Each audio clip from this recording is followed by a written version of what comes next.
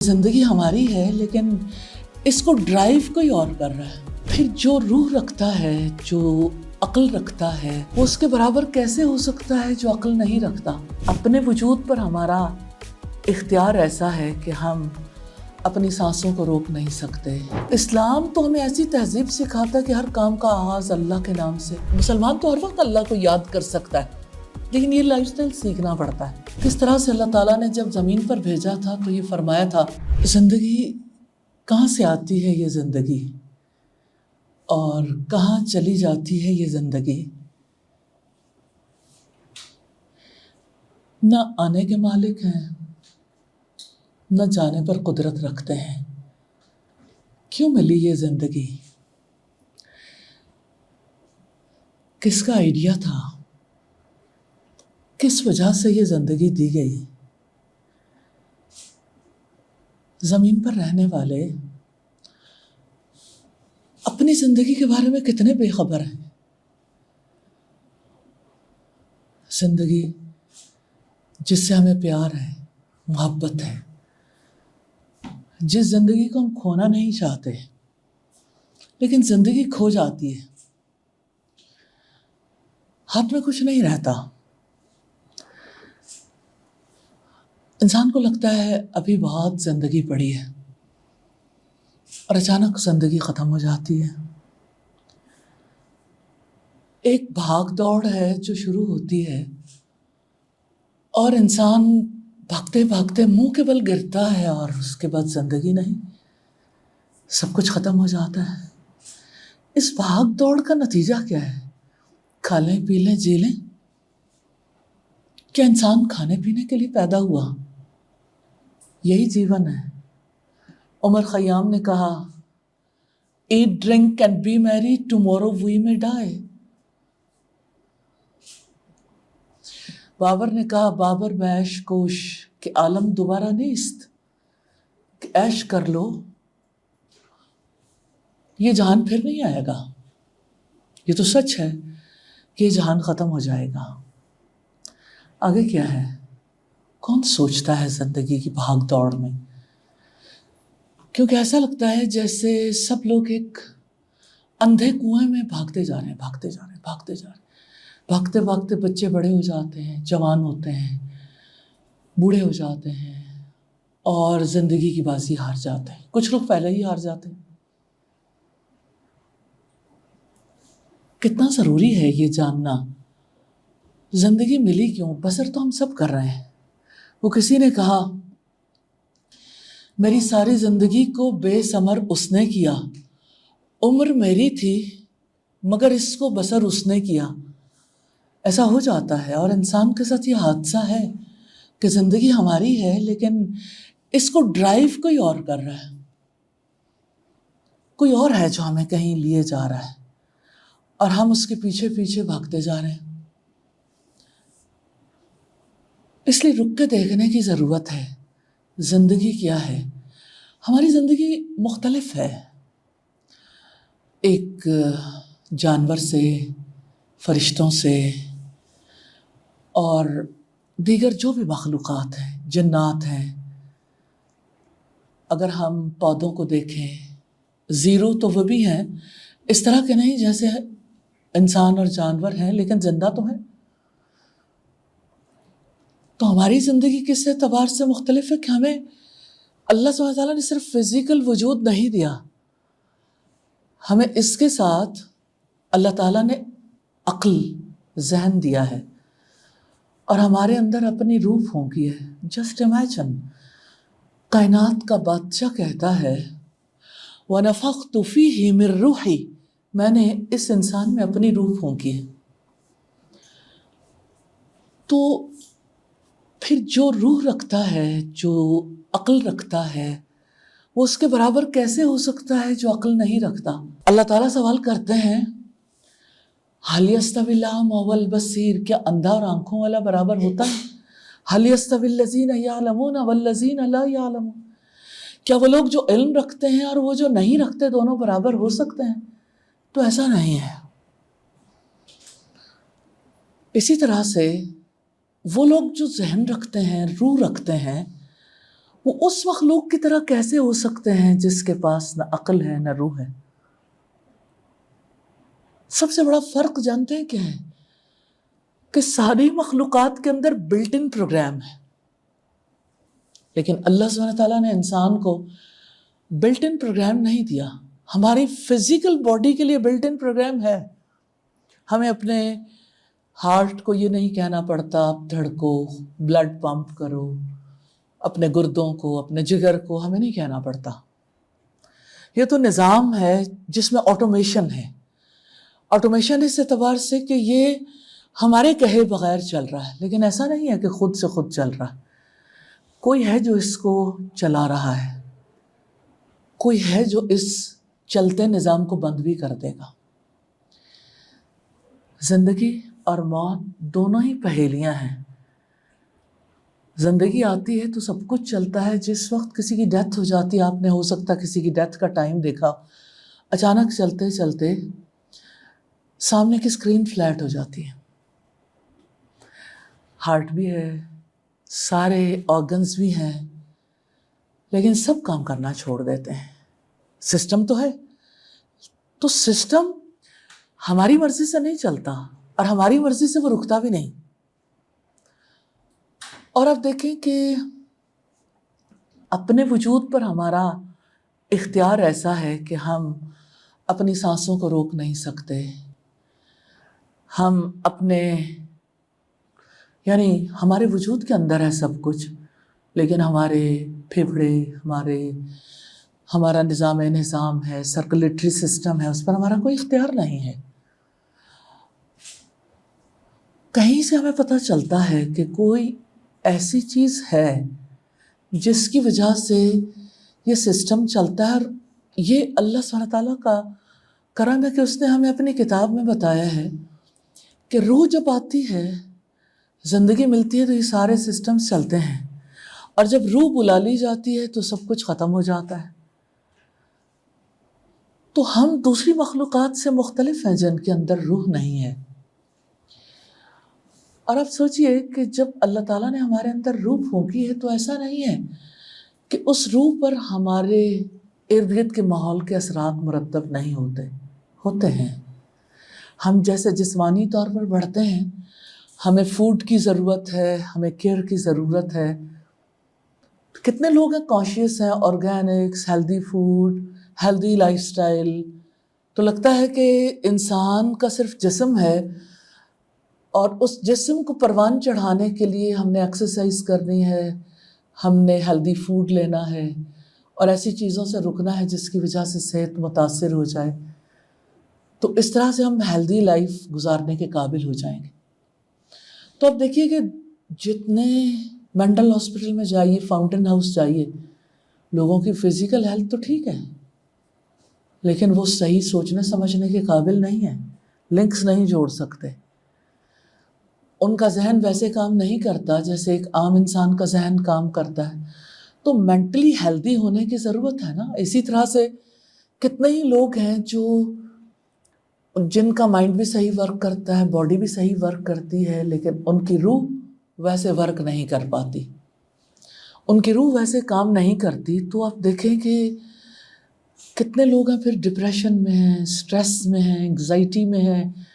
چھوٹے چھوٹے بچوں کو ڈپریشن ہونا شروع ہو گیا، ان کو کچھ اچھا نہیں لگتا۔ ابھی میری کل رات کسی سے ملاقات ہوئی، ڈاکٹر ہیں خود، تو اللہ سبحانہ تعالیٰ کی طرف سے ان کی زندگی میں ایک کرائسس آیا، تو کہتی ہیں کہ حلق ایسے لگتا ہے بند ہو گیا، کوئی چیز اندر نہیں جاتی، نہیں کھانے کو جی چاہتا، اور میں کھا ہی نہیں جاتا، انٹیک بہت ڈیفیکلٹ۔ ان کا مائنڈ ہیلدی ہے، صحیح سوچ سکتی ہیں، لیکن اس کے باوجود یعنی اندر کے زخم ہیں جس کی وجہ سے بڑا مشکل ہے کہ ایک انسان بیلنسڈ لائف گزار سکے۔ تو جب ہم لائف سٹائل مینجمنٹ کی بات کرتے ہیں تو ہمیں محض اپنے فزیکل وجود کے نیڈز کو نہیں دیکھنا، ہمیں اپنی مینٹل ہیلتھ کو بھی دیکھنا ہے، اور ہمیں اپنی اسپرچول ہیلتھ کو بھی دیکھنا ہے۔ مائنڈ، باڈی اینڈ سول تینوں کا بیلنس چاہیے۔ اب دیکھیے کہ اسلامک پوائنٹ آف ویو سے آپ کا جو مائنڈ ہے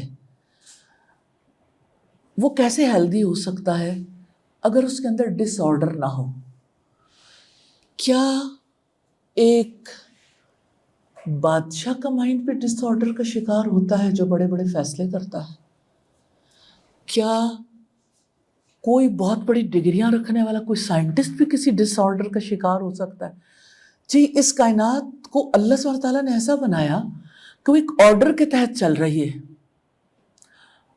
اب جس وقت اس آرڈر کو ہم پوری کائنات میں دیکھتے ہیں تو ساری کائنات فالو کر رہی ہے، لیکن انسان کو چونکہ اختیار ملا تو وہ کبھی آرڈر کو فالو نہیں کرتا، نکل جاتا ہے، تو وہ مینٹل ڈس آرڈر کا شکار ہو جاتا ہے۔ آپ نے کووڈ میں دیکھا ہوگا مینٹل ڈس آرڈر کو، کہ لوگ اپنے والدین کو بھی بھول گئے تھے۔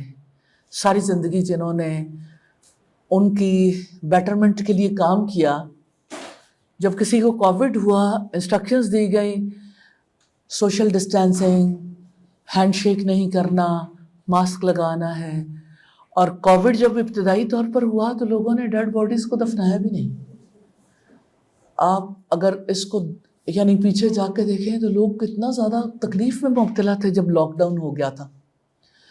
لوگ ایک دوسرے سے مل نہیں سکتے تھے، مالز بند کر دیے، پوری دنیا میں لاک ڈاؤن ہو گیا، ہر طرف خوف تھا، ایسے لگتا تھا بس خوف بکتا ہے، خوف فضاؤں میں، خوف دلوں میں، اور انسان خوف زدہ ہے کس سے؟ ایک چھوٹے سے وائرس سے۔ نو ڈاؤٹ کہ وائرس کی وجہ سے بڑی تباہی بھی ہوئی، لیکن ایک چھوٹے سے وائرس کے بارے میں مینٹل ڈس آرڈر کا کیا نتیجہ تھا؟ سب نے یہ سمجھ لیا یہ وائرس ہے جو کسی کو زندہ کر سکتا ہے، کسی کو موت دے سکتا ہے، نہ لگے تو زندگی، لگ جائے تو موت۔ اس وائرس سے بچنے کے لیے سارے طریقے اختیار کیے گئے۔ اپنی ہسٹری اٹھا کے دیکھیے، ہر جگہ پہ اسی طرح کے ڈس آرڈر تھے۔ میں نمرود کے دربار کی بات آپ کے سامنے کرنا چاہتی ہوں، جس نے ابراہیم علیہ السلام سے پوچھا تیرا رب کون ہے؟ تو انہوں نے کہا میرا رب وہ ہے جو زندہ بھی کرتا ہے اور مارتا بھی ہے۔ اب دیکھیے کہانی آج کے دور کی بھی وہی ہے کہ زندگی اور موت کے بارے میں انسان جب صحیح نہیں سوچتا تو کتنا زیادہ مشکل ہو جاتی ہے۔ کہنے لگا اچھا یہ کام تو میں بھی کر سکتا ہوں، 2 قیدی بلائے، ایک کا سر قلم کر دیا، دوسرے کو آزاد کر دیا۔ کہنے لگا دیکھو میں زندگی اور موت کا مالک ہوں۔ کون نہیں جانتا کہ زندگی دینا اسے نہیں کہتے، اور یوں کوئی کسی کی موت کا مالک نہیں ہو جاتا۔ تو ابراہیم علیہ السلام نے کہا میرا رب سورج کو مشرق سے نکالتا ہے، تم مغرب سے نکال کر دکھا دو۔ فبہت الذی کفر، تو حیران رہ گیا وہ جس نے کفر کیا تھا۔ تو زندگی اور موت کی سٹوری اتنی یعنی ہر جگہ پر لوگوں کے لیے کنفیوژن کا باعث بنی۔ جو مینٹل ڈس آرڈر آتا ہے نا، بیسیکلی وہ اس ریالٹی کے بارے میں اسے اگنور کرنے سے، اس پر نہ سوچنے سے، اس کے بارے میں فرم نہ ہونے سے، ریالٹی کو ایکسیپٹ نہ کرنے سے۔ آپ سوچ سکتے ہیں سارے انبیاء نے آ کے انسانوں کے مائنڈ کو کیسے درست کرنا چاہا۔ ایک دعوت تھی، وَاعْبُدُوا اللَّهَ وَلَا تُشْرِكُوا بِهِ شَيْئًا، ایک اللہ کی عبادت کرو اور اس کے ساتھ تم کسی کو شریک نہ ٹھہراؤ۔ جب کوئی انسان اللہ جیسی محبت کسی سے کرتا ہے تو کیا وہ شریک نہیں کرتا؟ جب کوئی انسان جتنا اللہ تعالیٰ سے ڈرنا چاہیے اتنا کسی اور سے ڈرتا ہے، وہ شریک نہیں کرتا؟ جب ایک انسان جیسے اللہ سے امید باندھنی چاہیے ویسی امید کسی اور سے باندھتا ہے تو کیا وہ اللہ کے ساتھ شریک نہیں کرتا؟ تو یہ وہ چیزیں جہاں سے ڈس آرڈر شروع ہوتا ہے۔ اور میں اس سے بھی سادہ بات کرنا چاہوں گی، انسان کو اللہ تعالیٰ نے تخلیق کیا نا، اللہ تعالیٰ یہ چاہتے ہیں کہ انسان جو بھی زندگی گزارے، جہاں بھی رہے، میرا ہو کے رہے۔ یعنی نہ کھانے پینے میں اختلاف ہے، نہ پہننے برتنے میں، روزی کمانے میں، لیکن اللہ تعالیٰ یہ چاہتے ہیں کہ میرے سے کنیکٹ ہو کے رہے۔ شیخ صالح ابن عثیمین نے عقیدہ واسطیہ کی شرح کا مقدمہ لکھا تو لکھتے ہیں کہ ہم سب اللہ تعالیٰ کے لیے پیدا کیے گئے ہیں، ہماری زندگی کا مقصد عبادت ہے، تاکہ ہمارے دل محبت اور تعظیم سے اللہ تعالیٰ سے جڑ جائیں۔ تو آپ سوچیں کہ یہ ایک اپنی لائف میں، اپنے برین میں سوچیے، اگر آپ سچے ہیں اپنے ساتھ، اگر آپ اپنی لائف کی بیٹرمنٹ چاہتے ہیں تو آپ کو ضرور سوچنا چاہیے کہ میں نے زندگی کے بارے میں کیا سوچا تھا، کہ مجھے کس لیے پیدا کیا گیا۔ آپ سوچئے بچپن سے انسانوں سے یہ کہا جاتا ہے آپ کا ایم آف لائف کیا ہے، پھر لوگ کیا جواب دیتے ہیں۔ کوئی کہتا ہے میں ڈاکٹر بننا چاہتا ہوں، کوئی کہتا ہے میں انجینئر بننا چاہتا ہوں۔ پھر جب لوگ بن جاتے ہیں تو لوگ کہتے ہیں کہ ہم شادیاں ہو جاتی ہیں، کوئی کہتا ہے میں اپنے بچوں کے لیے جیتا ہوں، کوئی کہتا ہے میں اپنے شوہر کے لیے جیتی ہوں، کوئی کسی کے لیے جی رہا ہوتا ہے، کوئی کسی کے لیے۔ تو انسان کو تو زندگی ملی تھی، آرڈر یہ ہے کہ انسان اللہ تعالیٰ کے لیے جیے اور اللہ کی خوشی کے لیے جو کام کرنا چاہے اللہ کی خوشی کے لیے کرے، تو اللہ تعالیٰ اس پر اسے ریوارڈ دیتے ہیں، اور اگر وہ اللہ کی خوشی کے لیے نہیں کرے گا اسی پہ پنشمنٹ ہے۔ مثال کے طور پر آپ کھانا کھاتے ہیں، عام کام ہے، آپ پڑھتے ہیں، آپ باقی کام کرتے ہیں، اللہ تعالیٰ یہ چاہتے ہیں کہ انسان کے لیے اپنی ذاتی خوشی بھی نہیں، اللہ کی خوشی سے بڑھ کر نہیں ہونی چاہیے۔ تو آپ سوچئے کہ ایک انسان اگر کسی کی خوشی کے لیے جیتا ہے، اپنی خوشی کے لیے جیتا ہے، جس دور میں ہم رہتے ہیں انسان اپنی خوشی چاہتا ہے۔ آپ گوگل پہ سرچ کریں ہیپینس کے نام سے، کتنی سرچز ہوتی ہیں ڈیلی، آپ کو پتہ چلے گا سب سے زیادہ انسان خوشی کی تلاش میں ہے۔ نبی صلی اللہ علیہ وسلم نے فرمایا ذاق طعم الایمان، اس نے ایمان کا مزہ چکھ لیا، من رضی باللہ ربا، جو اللہ کے رب ہونے پہ خوش ہو گیا، راضی ہو گیا، وبالاسلام دینا، اور اسلام کے دین لائف سٹائل ہونے پہ خوش ہو گیا۔ دین لائف سٹائل کو کہتے ہیں۔ وبمحمد نبی الرسول، اور محمد صلی اللہ علیہ وسلم کے نبی اور رسول ہونے پہ خوش ہو گیا۔ تو اگر آپ دیکھیں تو رسول اللہ صلی اللہ علیہ وسلم نے فرمایا جب انسان قبر میں جاتا ہے تو اسے 3 سوال ہوتے ہیں، تیرا رب کون ہے، تیرا دین کیا ہے، اور تیرا رسول کون ہے۔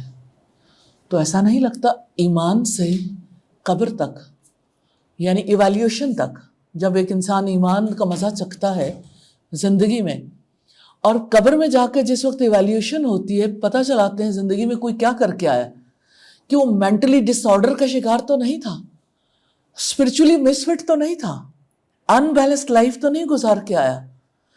تو جس وقت یہ سوال کیے جاتے ہیں تو اصل میں یہ پتہ چلتا ہے کہ زندگی، ہمارا لائف سٹائل تبھی سیٹل ہو سکتا ہے، ٹھیک ہو سکتا ہے، بیلنسڈ لائف گزار سکتے ہیں جب ہم اللہ سبحانہ تعالیٰ کو اپنا رب مان لیں، اپنا بڑا مان لیں۔ فیصلہ کن اختیار اللہ ہی کے ہاتھ میں، زندگی موت تو اس کے ہاتھ میں ہے۔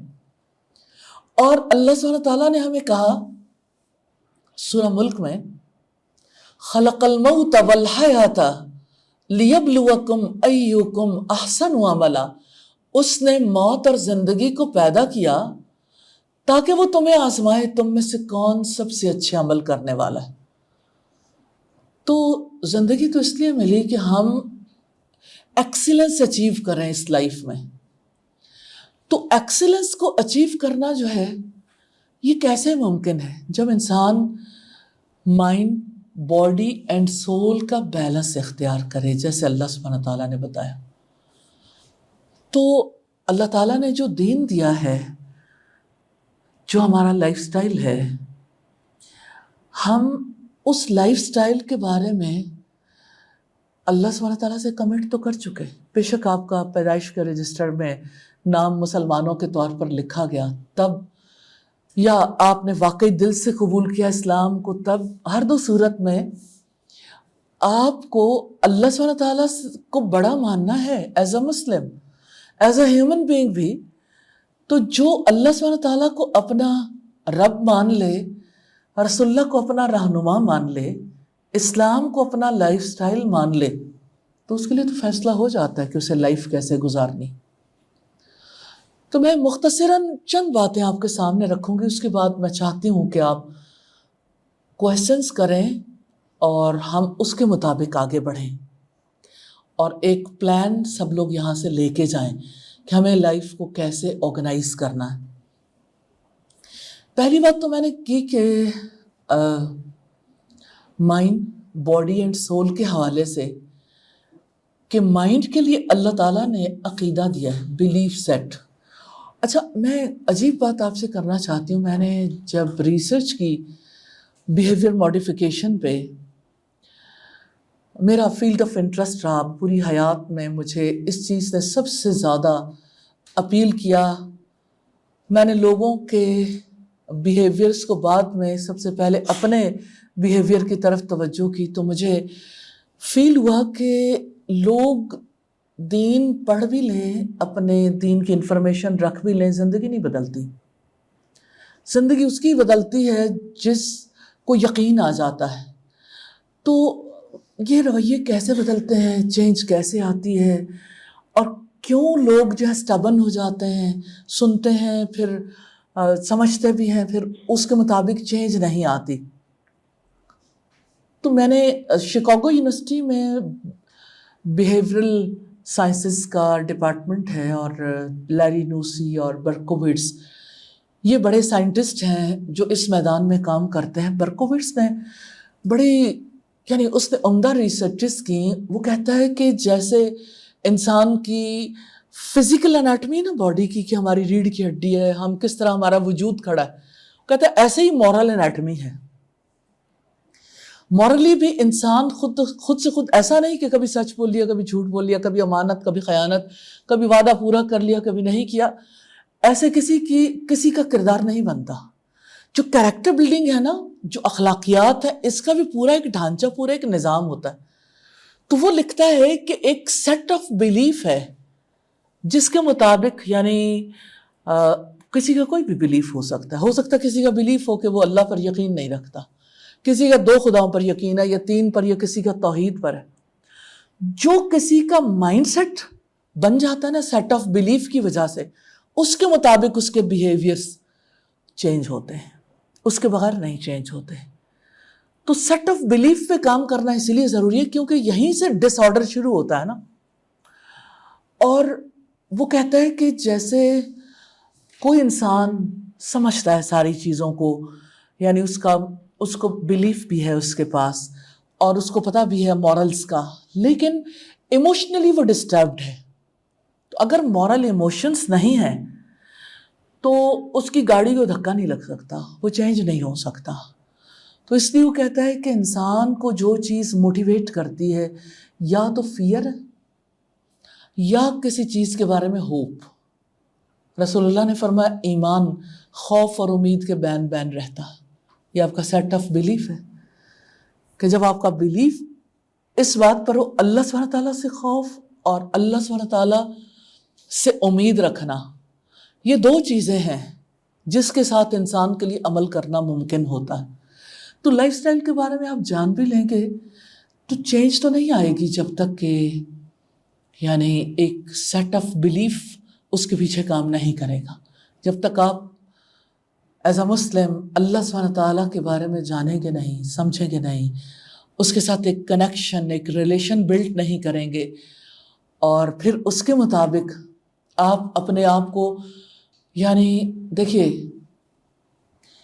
آپ سب جانتے ہیں کہ آپ ایک ڈگری کرنا چاہتے ہیں تو ڈگری کے لیے آپ محنت کرتے ہیں، پھر آپ ایگزامس دیتے ہیں. ایگزامس یہ بتاتے ہیں کہ آپ کی پرسنٹیج کیا ہے، یا آپ کا آپ کس جگہ پہ سٹینڈ کرتے ہیں. پھر آپ جاب مارکیٹ میں جاتے ہیں، پھر اس کے مطابق آپ اپنی اگلی زندگی شروع کرتے ہیں.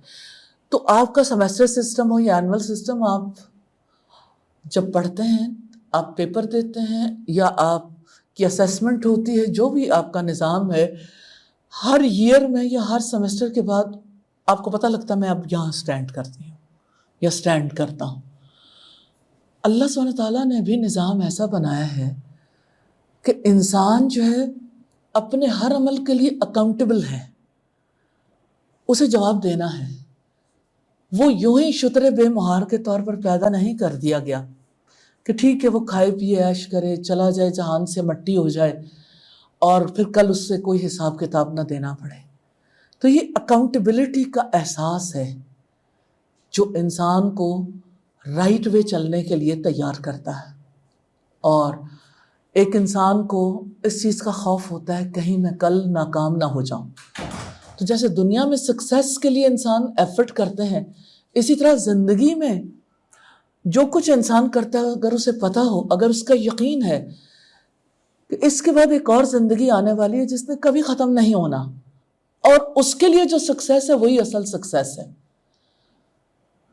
تو سکسیس کا معیار بدلتا ہے تو انسان پھر لائف سٹائل اس کے مطابق ڈھالنے کی کوشش کرتا ہے. تو اللہ تعالیٰ یہ چاہتے ہیں کہ انسان محض الفاظ سے نہیں اپنے عمل سے ثابت کریں ان کا اللہ تعالیٰ کی ذات پر یقین ہے، اور اللہ تعالیٰ ان کے لیے زندگی میں موسٹ امپورٹنٹ ہستی ہیں، اور انسان اپنے عمل سے ثابت کریں کہ ان کے لیے محمد رسول اللہ صلی اللہ علیہ وسلم کا لائف سٹائل سب سے زیادہ امپورٹنس رکھتا ہے.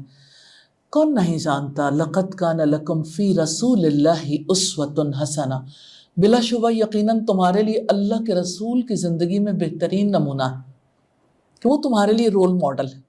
اس رول ماڈل کو سب نے فالو کرنا ہے. اٹھنا بیٹھنا سونا جاگنا کھانا پینا چلنا پھرنا زندگی گزارنا ریلیشنز اور آپ کے جتنی بھی زندگی کے پلانز ہیں، آپ کی سوشل لائف ہے یا آپ کی معاشی زندگی ہے یا سیاسی زندگی ہے، رول ماڈل ایک ہی ہے جس کو اللہ سبحانہ تعالیٰ نے بتایا. اس کے بعد باقیوں کی باری آتی ہے. تو لائف سٹائل کے لیے تو اللہ تعالیٰ نے ہمیں بتا دیا کہ لائف سٹائل آپ کے لیے کون سا مناسب ہے، رول ماڈل موجود ہیں.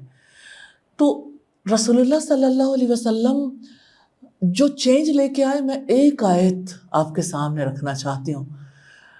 سورہ الفتح میں رب العزت نے فرمایا محمد الرسول اللہ، محمد اللہ کے رسول ہیں، والذین معہ، اور جو لوگ ان کے ساتھ ہیں، اشداء علی الکفار رحماء بینہم، وہ کافروں کے لیے شدت پسند اور آپس میں رحیم اور شفیق ہیں. تراہم رکعا سجدا یبتغون فضلا من اللہ ورضوانا، آپ انہیں دیکھو گے رکوع میں سجدوں میں وہ اللہ کے فضل اور اس کی رضامندی کو تلاش کرتے ہیں. سیماہم فی وجوہہم من اثر السجود، ان کے چہروں پر سجدوں کے اثرات سے نشانات ہیں. ذالک مثلہم فی التوراہ، اللہ سبحانہ تعالیٰ نے یہ ود ریفرنس ٹو توراہ بتایا کہ تورات میں ان کے بارے میں یہ خصوصیات آئی ہیں، یہ ان کا کریکٹر ہے. وَمَثَلُهُمْ فِي الْإِنْجِيلِ، اور ان کی مثال انجیل میں یوں ہے with reference to انجیل. كَزَرٍ أَخْرَجَ شَطَهُ، جیسے ایک کھیتی ہے پروان چڑھتی ہوئی، ایک چھوٹی سی بیج بویا جاتا ہے تو کمپل نکلتی ہے. أَخْرَجَ شَطَهُ فَآزَرَهُ فَاسْتَغْلَظَ فَاسْتَوَىٰ عَلَىٰ سُوقِهِ، کہ جب بیج بویا جاتا ہے اس سے کمپل نکلتی ہے، پھر وہ بڑا ہوتا ہے تو وہ اپنے تنے پر مضبوط کھڑی ہو جاتی ہے، کاشت کرنے والوں کو وہ خوش کرتی ہے تاکہ کافر ان کو دیکھنے سے جلیں. تو اب سوچیں جو کام محمد رسول اللہ کرنے کے لیے آئے تھے، دنیا میں دو طرح کے انسان ہیں، ایک وہ جو بلیورز ہیں، دوسرے نان بلیورز ہیں. تو اللہ سبحانہ تعالیٰ نے تو رسول اللہ کی حیات کو نمونہ بنایا. تو رسول اللہ تو اللہ تعالیٰ کے دیے ہوئے لائف سٹائل کو لوگوں کے سامنے رکھتے تھے، اور جو قبول کر لیتے تھے ان کی آپ کریکٹر بلڈنگ کرتے تھے، اور جو قبول نہیں کرتے تھے ان کو چانس دیتے تھے کہ ٹھیک ہے اگر آپ ہماری اسٹیٹ میں رہنا چاہو یا دنیا میں جہاں بھی رہتے ہو تو آپ جزیہ دے کے رہ لو، اور اگر نہیں تو ہمارے اور آپ کے درمیان مفاہمت نہیں رہے گی. کیا آپ سوچ سکتے ہیں کہ رسول اللہ صلی اللہ علیہ وسلم نے 28 وارز کا تذکرہ ملتا ہے، 55 سریہ جات آپ نے بھیجے. آپ یوں ہی یہاں مسلمان بن کے نہیں بیٹھے ہوئے، اس کے پیچھے ایفرٹ دیکھیے. تو اللہ تعالیٰ تو زمین پر یہ لائف سٹائل چاہتے ہیں کہ لوگ صرف اپنی ذاتی زندگی کے نگہبان نہ ہوں، بلکہ اس زمین پر اللہ سبحانہ تعالیٰ کے پیغام کو پہنچانے کے لیے اپنا رول پلے کریں. اور اگر پیغام پہنچانے کے راستے میں لوگ رکاوٹ ہوں اور پھر یہ ہے کہ وہ کسی بھی طرح سے اس دین پر عمل پیرا نہیں ہونے دینا چاہتے،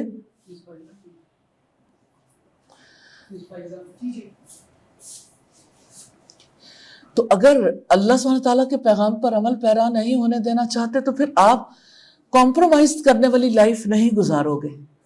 اب سوچئے آج ہم جب لائف سٹائل کی بات کرتے ہیں تو کون ہے جس کو رکوع اور سجدوں سے محبت ہو؟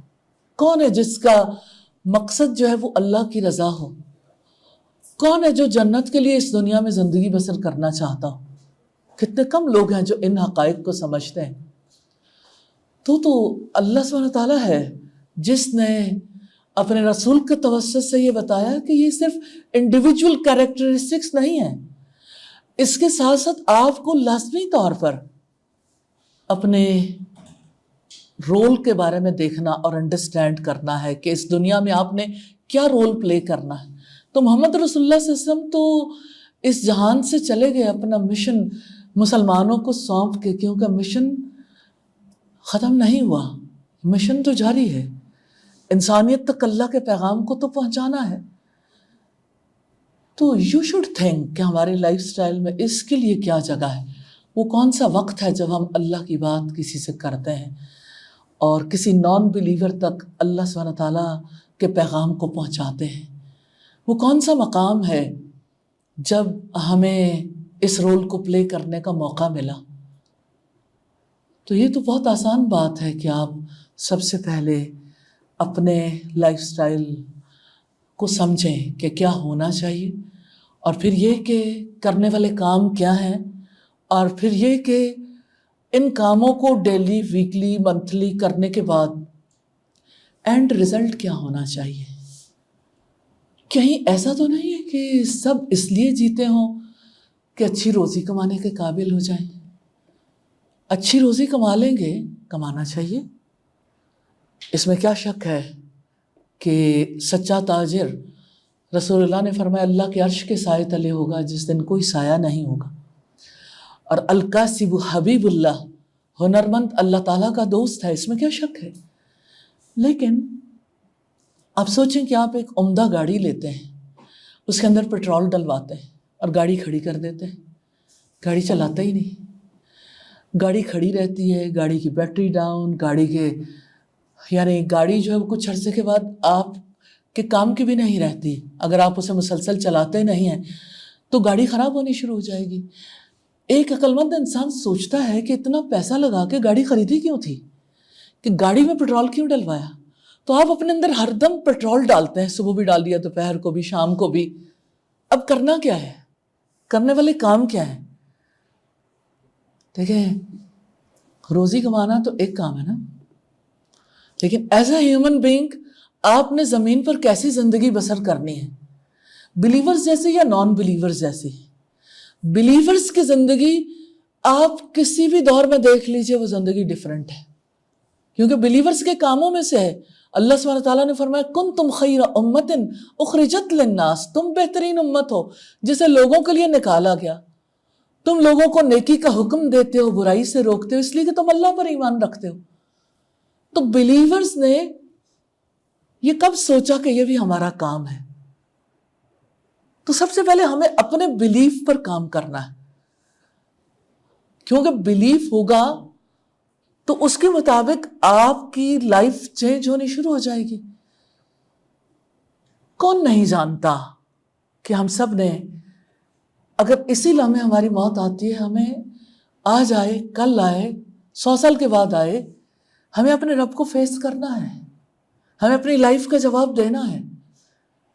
رسول اللہ نے فرمایا ابن آدم کے قدم حشر کے میدان میں اپنی جگہ سے اٹھ نہیں سکیں گے جب تک وہ 5 باتوں کا جواب نہ دے لیں. عمر کن کاموں میں گزاری، جوانی کن کاموں میں پرانی کر دی، مال کتنا کمایا، کہاں خرچ کیا، کہاں سے کمایا، کہاں خرچ کیا، علم کتنا حاصل کیا اور اس پر کتنا عمل کیا. تو اگر ان 5 سوالوں کے بارے میں کل جواب دینا ہے تو آج نہیں سوچنا چاہیے. آج آپ کا گولڈن ٹائم ہے. اس گولڈن ٹائم میں کیا شیئر ہے آنے والی لائف کے لیے.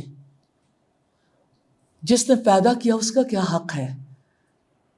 کیا ہم انکار کر سکتے ہیں اس بات کا کہ پیدا کرنے والے کا ہماری ذات پر کوئی حق نہیں. تو جب اس کا حق ہے تو ہم کتنا شیئر دیتے ہیں. میں لائف سٹائل مینجمنٹ کے حوالے سے پہلی بات آپ سے کرنا چاہوں گی. حضرت ابو ذر نے رسول اللہ سے پوچھا کہ اللہ کے رسول، یہ جو پچھلی کتابیں آئی تھیں، صحف ابراہیم، صحف موسیٰ، تو اس میں کیا چیزیں تھیں؟ تو رسول اللہ کی ایک لمبی حدیث ملتی ہے جس کا ایک ٹکڑا آپ کے سامنے رکھوں گی. آپ صلی اللہ علیہ وسلم نے فرمایا عقل مند آدمی کے لیے لازم ہے اپنے وقت کو 4 حصوں میں تقسیم کر لے. یہ لائف سٹائل ہے. اپنے وقت کو 4 حصوں میں تقسیم کر لے. ایک حصہ اپنے رب کی یاد کے لیے. جسٹ امیجن 1/4 ٹائم اللہ سبحانہ تعالیٰ کی یاد کے لیے. ایک حصہ اپنے رب کی کائنات میں غور و فکر کرنے کے لیے. تدبر، تفکر. کبھی اے نوجوان مسلم تدبر بھی کیا تو نے؟ تو یہ جو ہمارے بڑے بھی کہہ گئے نا کہ آپ نے کبھی سوچا ہے کہ آپ کون ہو، آپ کس قوم سے تعلق رکھتے ہو، وہ کون سا گردوں تھا تو ہے جس کا ایک ٹوٹا ہوا تارا. یعنی تم کوئی آج کے دور میں پیدا ہو کہ ایسا نہیں ہے کہ خضرا پودے ہو. تمہاری ایک ہسٹری ہے، تمہاری ایک شناخت ہے، آئیڈینٹیٹی ہے. تم جس قوم سے تعلق رکھتے ہو، اقبال کہتا ہے تجھے اس قوم نے پالا ہے آغوش محبت میں، کچل ڈالا تھا جس نے اپنے پاؤں تلے تاجے سرے دارا.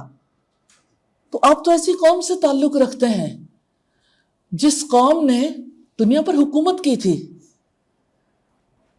دنیا پر حکومت کرنے والے محض ہنر نہیں سیکھتے. دنیا پر حکومت کرنے والے محض کھانے پینے میں زندگی نہیں گزارتے. دنیا پر حکومت کرنے والے کا لائف سٹائل ڈیفرنٹ ہوتا. تو جو 4 کام اللہ کے رسول نے بتائے کہ پچھلی کتابوں میں آئے، ان میں سے تیسرا کام ہے ایک حصہ اپنے نفس کا محاسبہ کرنے کے لیے. جائزہ تو لیں کیا کرتے ہو، اس کا کیا رزلٹ آ رہا ہے. آنے والے کل میں اس کو سکسیس سمجھا جائے گا یا کہیں فیل ہو جائیں گے، ہمیشہ کے لیے ناکام تو نہیں ہو جائیں گے. اور ایک حصہ باقی ساری ضروریات پوری کرنے کے لیے. تو سوچیں 1/4 ٹائم جہاں لگنا چاہیے تو ہماری ساری زندگی اس کے لیے لگ رہی ہے، صرف ضروریات کو پورا کرنے کے لیے. تو سب سے پہلے تو اس کانسیپٹ کو چینج کریں. Time management accordingly. ہسٹری بتاتی ہے کہ ٹائم مینجمنٹ ویسے نہیں ہونی چاہیے جو روٹین میں سب کو بتا دی جاتی ہے کہ ٹائم اس طرح سے مینج. اور نو ڈاؤٹ اگر آپ ایز اے مسلم دیکھیں اتنی مینجمنٹ تو اللہ سبحانہ تعالیٰ نے کر دی. 5 اوقات ہیں جس میں آپ نے نماز پڑھنی ہے، وہ اللہ کی یاد نہیں ہے. اللہ سبحانہ تعالیٰ نے فرمایا اقم الصلاۃ لذکری، نماز میری یاد کے لیے قائم کرو. تو 5 اوقات میں یعنی کتنا خوبصورت لائف سٹائل ہے.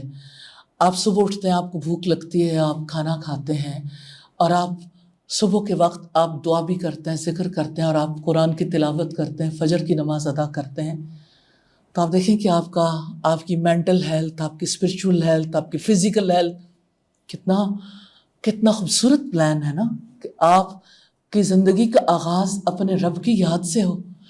آپ ایک لمبا ٹائم ہے جو ورک ٹائم ہے، اور اس کے بعد آپ کو دوپہر کو بھوک لگتی ہے، ورک سپیس پہ ہیں، آپ ورکنگ لنچ لیتے ہیں، گھر میں ہیں تو آپ تب بھی کھانا کھاتے ہیں دوپہر کو، اور آپ ظہر کی نماز پڑھتے ہیں.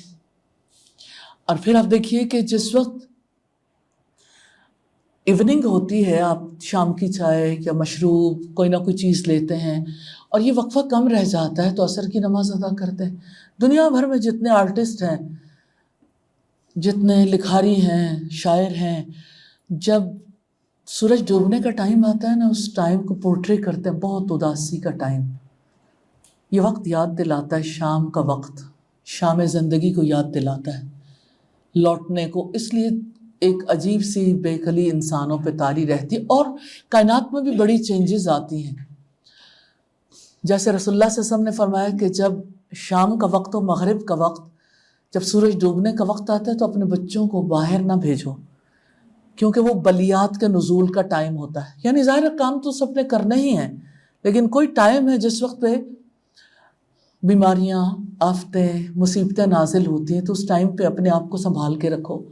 یہ ٹائم ہے مغرب کی نماز کا اور شام کا ذکر کرنے کا، حفاظت کا بند باندھیں، اللہ سبحانہ تعالیٰ سے دعا کر لیں، اور پھر جیسے ڈنر ہے اسی طرح سے آپ سونے سے پہلے عشاء کی نماز ادا کرتے ہیں اور سونے سے پہلے کے اذکار کریں، تو کتنا خوبصورت لائف سٹائل ہے کہ آپ اللہ تعالیٰ کو یاد بھی کرتے ہیں، آپ دعا بھی کرتے ہیں، اپنے آپ کو اللہ کو سونپ کے سوتے ہیں، اور پھر یہ ہے کہ اللہ تعالیٰ کے لیے جب آپ نماز ادا کرتے ہیں تو جیسے آپ نے جسم کی بھوک مٹائی، اسی طرح سے رات سونے سے پہلے کس طرح آپ نے اللہ تعالیٰ کے فضل و کرم سے اپنی اسپرچول نیڈز کا بھی خیال رکھا۔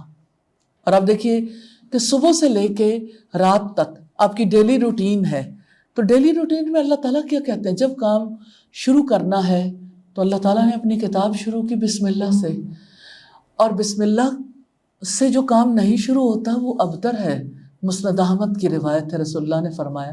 اور پھر آپ دیکھیے کہ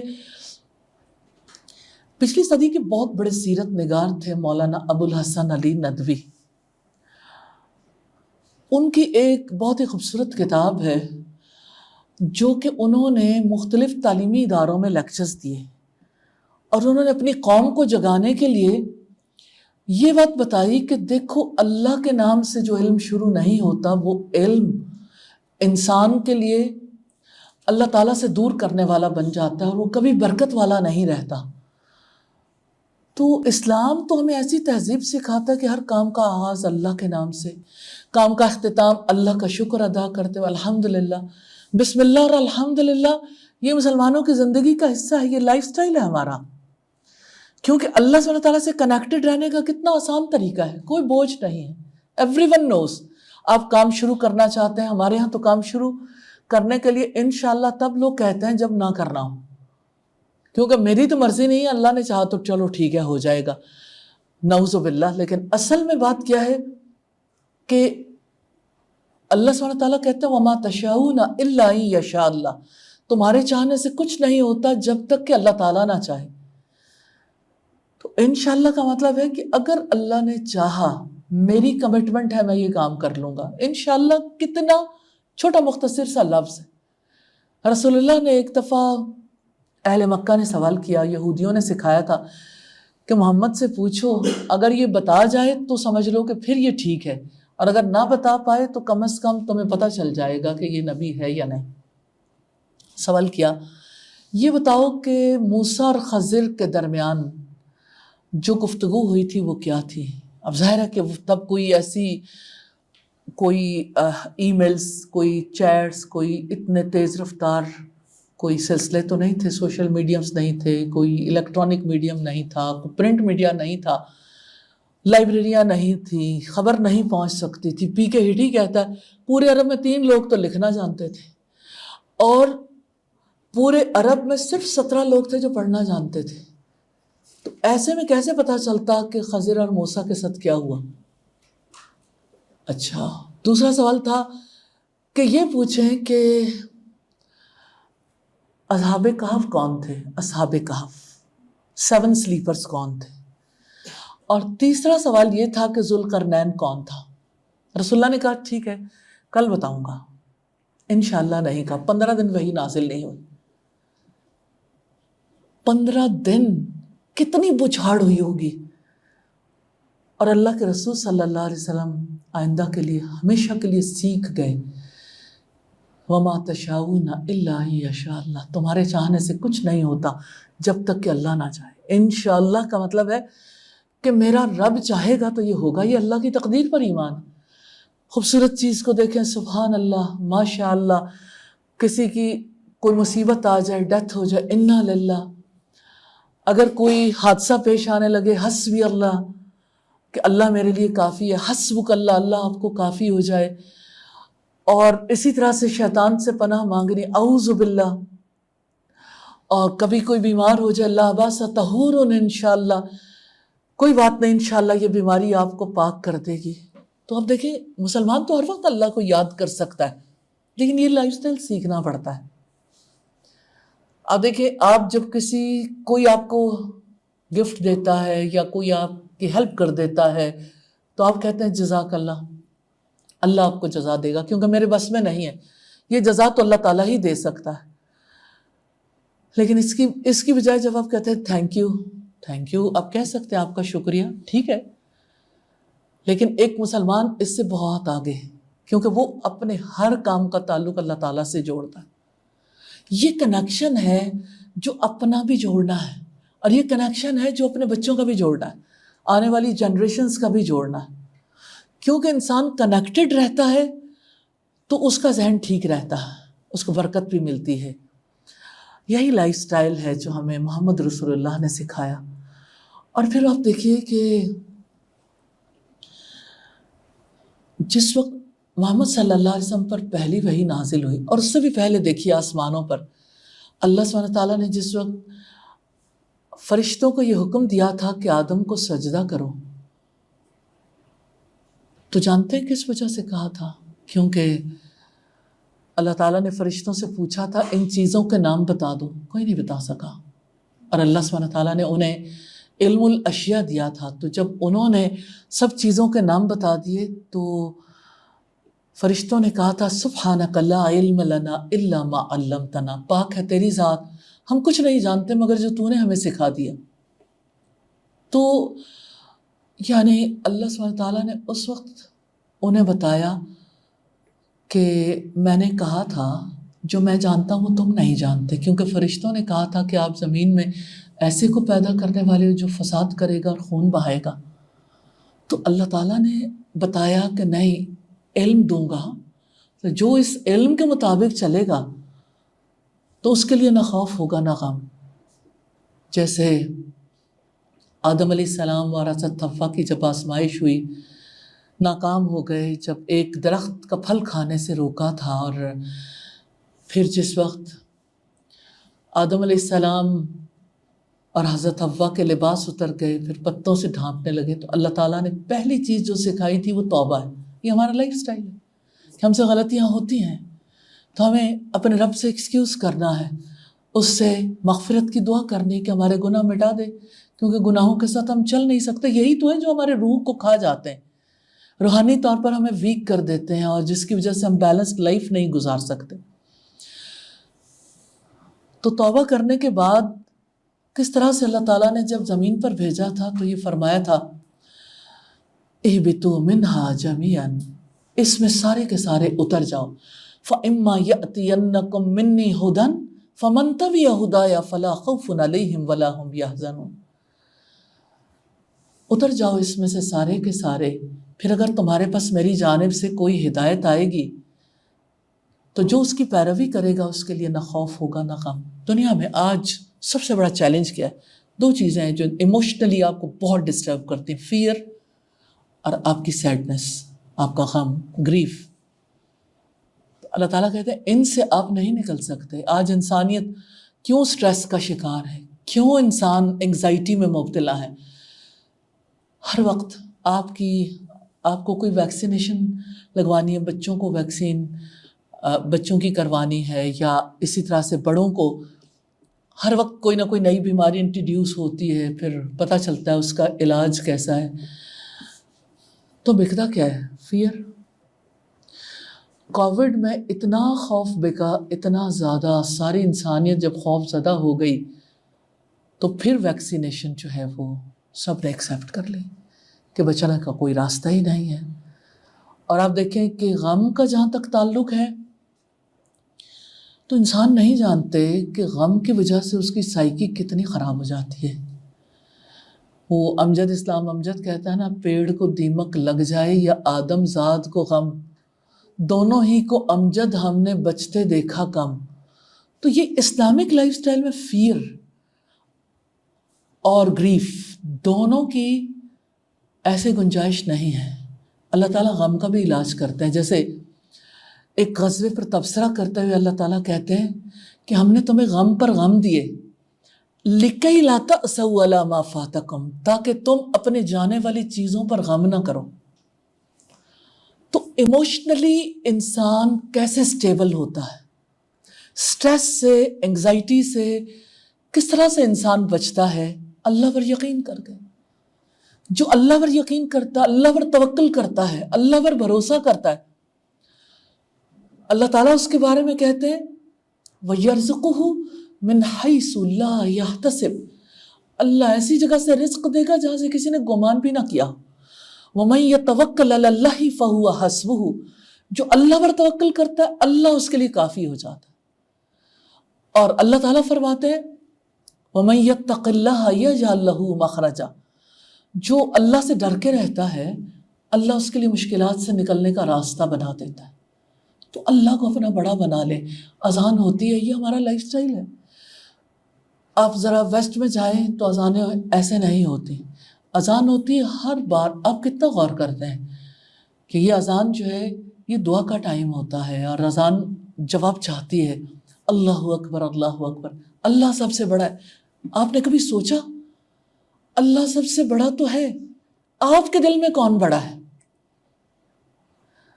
بنی اسرائیل نے جب حضرت موسیٰ علیہ السلام اللہ تعالیٰ سے ملاقات کے لیے گئے تھے 40 دن کے لیے، تورات کی تختیاں لے کر آئے تھے، بنی اسرائیل نے پیچھے سے بچھڑے کو معبود بنا لیا. ساری قوم کے زیورات اکٹھے کر کے پگھلا کے انہوں نے بچھڑے کی شیپ دی، اور اس میں سے آواز دیتے تھے تو ساری قوم نے بچھڑے کی پوجا کرنی شروع کر دی. تو ہر کسی کے دل میں آج بھی کوئی نہ کوئی بچھڑا تو بسا ہوا ہے جس کی وہ پوجا کرتا ہے. کسی کے لیے مال بچھڑا ہے، کسی کے لیے اولاد بچھڑا ہے، کسی کے لیے کوئی یعنی شہرت بچھڑا ہے، کسی کے لیے کوئی اور بچھڑا ہے جس کی وہ پوجا کرتا ہے، جس کے لیے وہ اپنی وقت لگاتا ہے، جس کے لیے محنت کرتا ہے، جس کے لیے وہ یعنی اپنی ساری زندگی گزارتا ہے. تو اللہ تعالیٰ یہ چاہتے ہیں کہ دیکھو اس دل پر سب سے زیادہ حق میرا ہے. یہ دل کی بستی خدا کی بستی ہے، اس الہ کی بستی ہے. اس دل میں جس کو سب سے بڑا ہونا چاہیے اسی کے لیے اذان ہوتی ہے اللہ اکبر اللہ اکبر، کہ اللہ سب سے بڑا ہے. آج کا دور ایسا ہے جہاں پہ جانتے ہیں ہمارا لائف سٹائل کیا ہے، کیا سکھا دیا گیا؟ میں ہوں اور میں ہوتا رہتا ہوں. انا پرستی کا لائف سٹائل ہے. کیا ابلیس کو اللہ سبحانہ تعالیٰ نے نہیں پوچھا تھا ما منعک الا تسجد، کہ تجھے کس نے روکا تھا کہ تو سجدہ نہ کرے جبکہ میں نے تمہیں حکم دیا تھا؟ اس نے کہا کہ آپ نے مجھے آگ سے بنایا، آگ تو اوپر کو جاتی ہے، اسے مٹی سے بنایا، مٹی نیچے کو جاتی ہے. انا خیر من، میں اس سے بہتر ہوں. انا، میں کو کہتے ہیں ایگو، سپر ایگو کا شکار ہے انسان. اور آپ دیکھیں اس کے اوپر جو ریسرچز ہیں، جو سب کچھ ہوتا ہے، میں ہوں اور میں ہوتا رہتا ہوں. یہ خود پرستی ہے، خود فریبی ہے، خدا پرستی نہیں ہے. خدا پرست ایسے نہیں ہوتے جو خود کی پوجا کریں، اپنی خواہشات کے پیچھے بھاگیں. خواہشات تو ہر ایک کے اندر ہوتی ہیں، خواہشات کو خدا نہیں بنانا چاہیے. قرآن مجید میں اللہ سبحانہ تعالیٰ نے فرمایا افرأیت من اتخذ الہہ ہواہ، کیا آپ نے ایسے شخص کو دیکھا ہے جس نے اپنی خواہشات کو اپنا خدا بنا لیا؟ تو ایسا ہوتا ہے کہ لوگ خواہشات کو پورا کرنے کے لیے جیتے ہیں، ڈیزائرز کو سب سے بڑا بنا لیتے ہیں. تو بس اللہ تعالیٰ تو یہ چاہتے ہیں کہ اللہ کو بڑا مان لو. آپ نماز پڑھتے ہیں، آپ کہتے ہیں اللہ اکبر، اللہ سب سے بڑا ہے. کتنے میسیجز ایک دن میں، کتنی رکعتیں، کتنی بار جب آپ نماز کے لیے ہاتھ اٹھاتے ہیں، پھر رکوع میں جاتے ہیں، پھر آپ کھڑے ہوتے ہیں، پھر آپ سجدے میں جاتے ہیں، ایک میں دوسرے میں جب اٹھتے ہیں اللہ اکبر اللہ اکبر اللہ اکبر.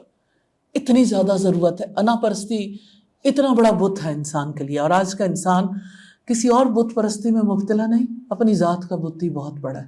اپنے لیے جیتا، میری زندگی، میری مرضی، میرا جسم اور میرے بہت سارے میں، یعنی میں کے گردی گھومتی ہے زندگی.